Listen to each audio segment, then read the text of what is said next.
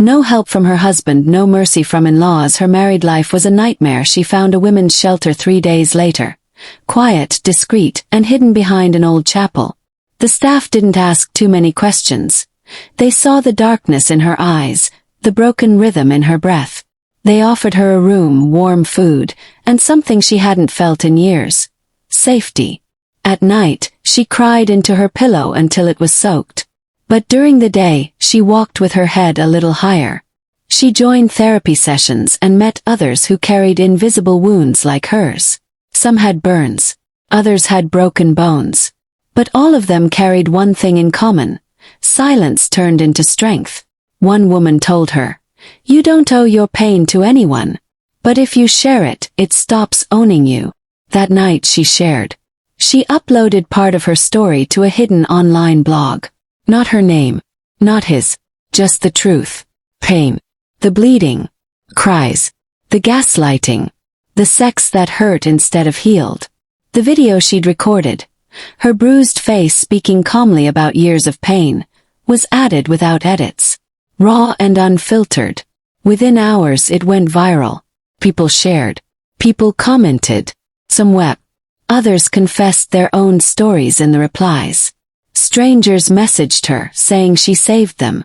For the first time her voice wasn't just heard, it echoed. But with the light came the darkness again. He found her blog. He sent threats cloaked in apologies. He sent photos, her nude body captured without permission. He tried to silence her. So she uploaded everything.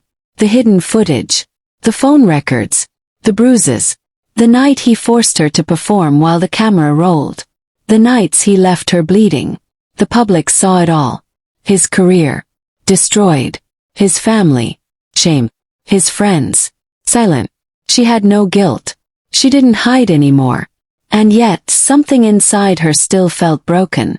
So, one night, in the quiet of her shelter bed, she stood naked in front of the bathroom mirror again. Her breasts bore old handprints. Her thighs healing bite marks. Her belly stretch lines from stress and starvation. Her lips swollen from years of being silenced. She touched herself again. Slowly. Not with lust but grace. She touched the places he used to hurt and whispered, "This is mine now." She moaned, not for arousal but for rebirth. Her fingers traced along curves once claimed by violence, now reclaimed by love. Love for herself. Her own moans filled the small room, not for anyone else to hear, but to remind her she was still alive. It wasn't sex. It was resurrection. And when her body trembled and released, it wasn't pleasure she felt. It was power a week past. She stood stronger now, straighter. The bruises began to fade, but her fire didn't. She walked into a boutique and tried on a black satin dress. It hugged her curves, caressed her skin like a lover should. She looked in the mirror and smiled, not because she needed validation, but because she finally saw a woman who hadn't been destroyed. That night, she went to a nearby bar. Not to drink. To test herself. Eyes followed her as she walked in. Hips moving with calm confidence. Men looked, but she didn't flinch. She sat at the bar, ordered a drink, and waited. A man approached. He was gentle, respectful, nothing like the monster she left behind. They talked, laughed. He didn't touch her. Didn't push. Still, when she got back to the shelter, her heart pounded. Not from fear, but from unfamiliarity. Could she love again? Could she feel safe in someone else's arms? She didn't know. But the question itself felt like hope. Later that night, she touched herself again. This time she imagined kind hands. A warm mouth. Breath on her neck that didn't sting. A body that asked permission. Her moans were longer now, deeper. She arched into the touch, eyes closed, envisioning lips trailing down her spine, kisses replacing bruises. Her legs trembled as her body remembered how to feel. She climaxed crying, gripping the sheets, whispering her own name. But just as she fell into sleep, the nightmare returned. Memory. That night he brought another man into their bedroom. She hadn't agreed. She'd begged. She'd cried. But her husband whispered lies in her ear. You'll like it. Be quiet. The second man had rough hands. Bigger. Cruel. They'd taken turns. No protection. No permission. Just hands, lips, bodies that crushed her until she passed out, blood soaking the sheets. When she woke up, alone, sore, naked, he was in the kitchen making coffee like nothing had happened. That night never left her. That night was why she couldn't let it go. So she uploaded the final tape.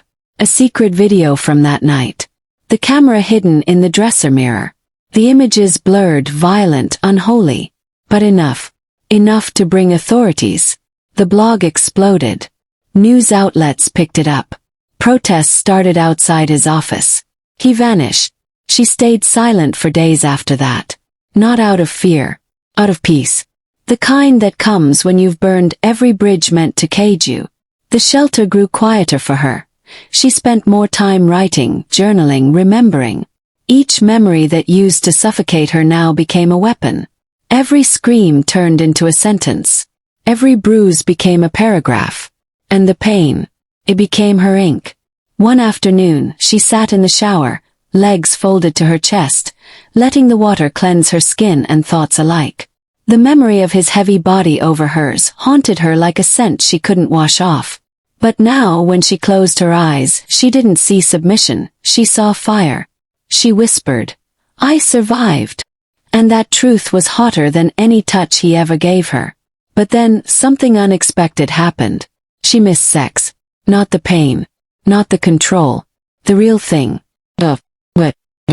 She missed being wanted, truly wanted. Not claimed. Not used. Her fingers moved between her thighs under the water, slowly. She imagined a real lover this time.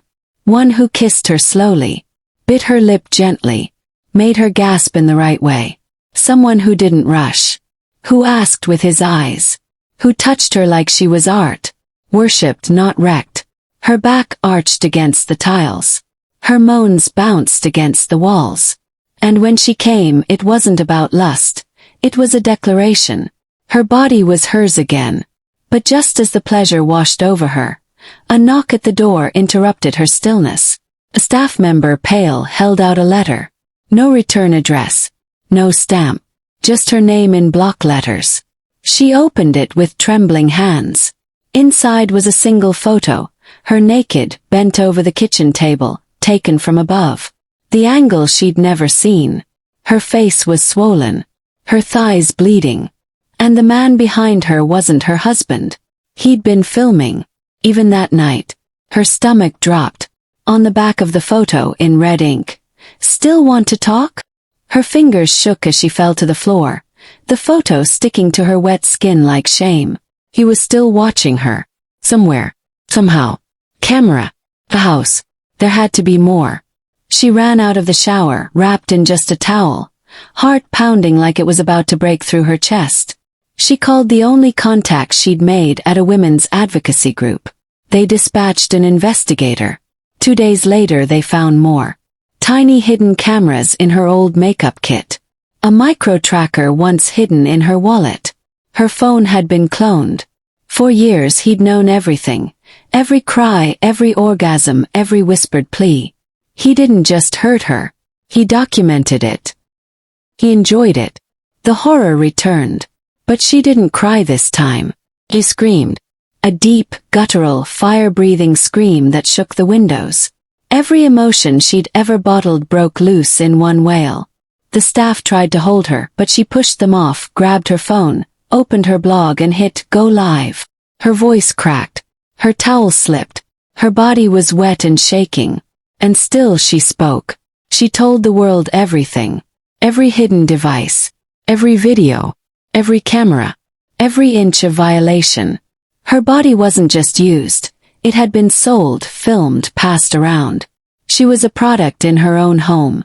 The comments poured in like a flood. Thousands. Tens of thousands. She went viral again. Only this time the world didn't just sympathize. They demanded justice. 3 days later the police called.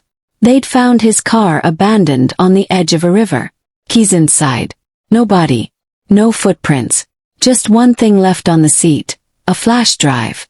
They handed it to her with latex gloves.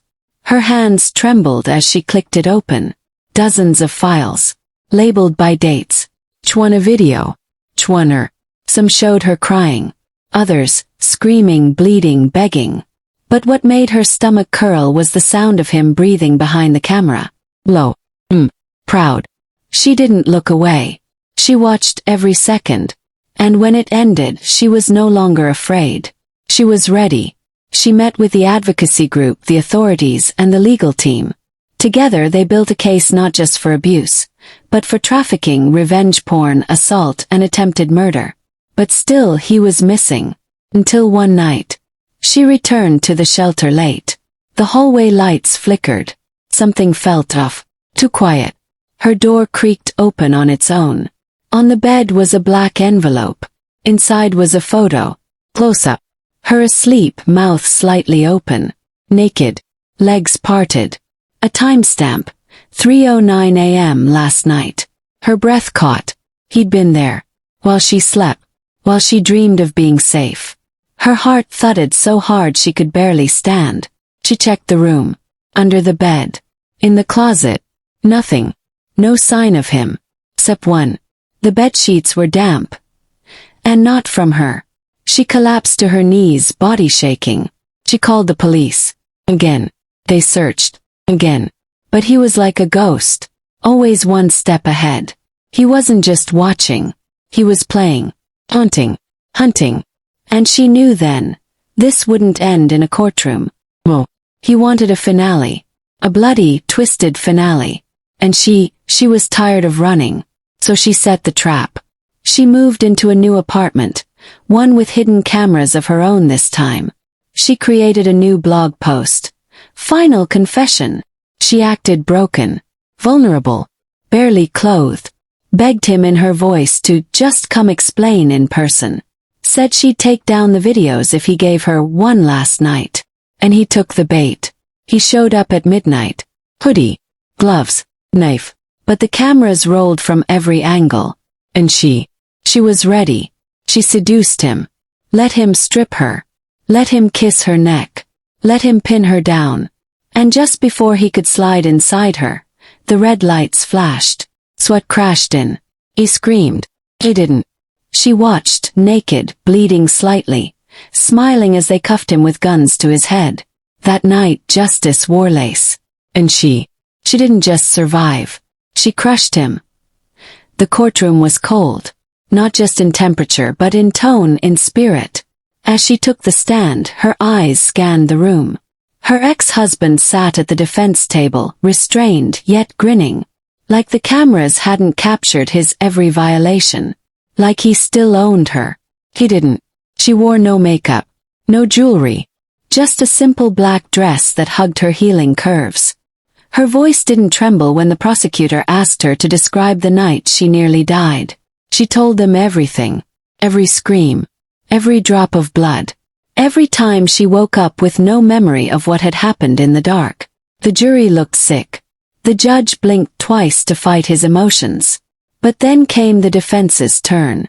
They claimed the videos were role play. Said she enjoyed it. Said she stayed because she wanted to. She stood again. And stared right into the eyes of every juror. You can fake love. You can fake smiles. But you can't fake fear. And you can't fake bleeding from places no one should ever hurt. That night, the world trended her name. #justice for her. The entire shelter group testified too. Women who had seen her cry, scream, sleep while shaking. A doctor came forward with evidence of internal damage, repeated trauma. The final blow was the discovery of a secret server. Hidden in a property he owned. Dozens of women had been filmed, violated, sold online. He wasn't just a husband. He was a predator. And the day the verdict was read, silence swallowed the room. Guilty on all counts. He screamed as he was dragged away. She didn't flinch. He would rot in prison. Forever. But her healing, that was just beginning. She changed her name.